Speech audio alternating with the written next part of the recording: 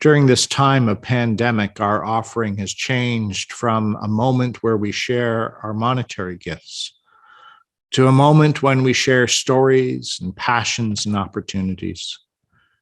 Because we know that the world is in a Kairos moment, a time outside of chronology when humanity will either act to help the earth start healing or not.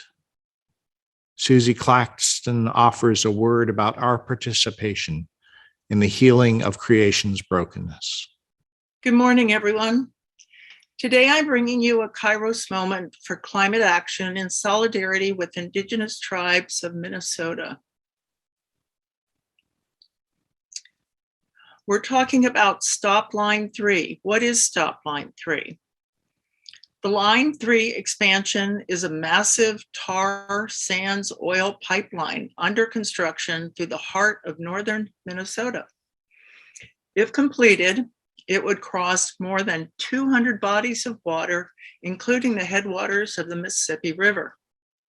It would also pass under the border of multiple Native nations and across hundreds of miles of treaty-protected land, which these communities depend on for drinking water and rice gathering.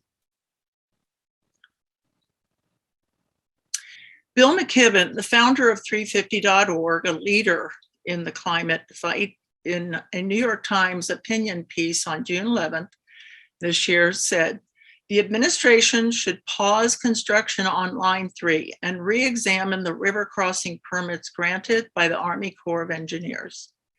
The Department of Justice should stop trying to uphold the last administration's decisions, which were made by people who thought climate change was a hoax. And the Biden administration should issue standards to make sure that new fossil fuel infrastructure has to pass a climate test, a test that takes into account America's theoretical commitment to the Paris Accords. A whole network of different Indigenous peoples in different parts of Minnesota have been putting themselves on the line, protesting this treaty land they call home.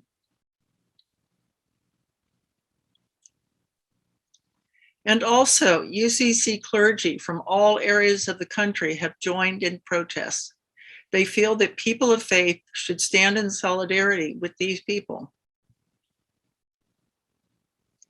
The treaty lands include rice fields, which could be polluted by oil spills. Many Minnesota tribes harvest wild rice from fields flooded by the waterways in their lands.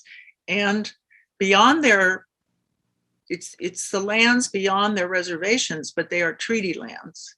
You may have eaten wild rice from Minnesota, as I have. There is always a danger of oil spills from pipelines. Once the leak happens, it's very hard to clean up and has a devastating effect on crops, wildlife, and waterways. The people believe the great river flows from the mountains to the sea. I am the river is me. The Line 3 pipeline crosses hundreds of water bodies, including passing under the floodwater, or the headwaters, of the Mississippi River. So here are some actions we could take. Please watch the UCC Environmental Justice webinar on YouTube. Jeff will put these websites in the chat. You can see the entire UCC Creation Justice Actions list, which I've emailed to you if you're on the NDC Google list. I sent that last night. Donate to Stop Line 3 Legal Defense Fund, found at the Minnesota IPL Take Action Pipeline webpage. Thank you, and peace be with you.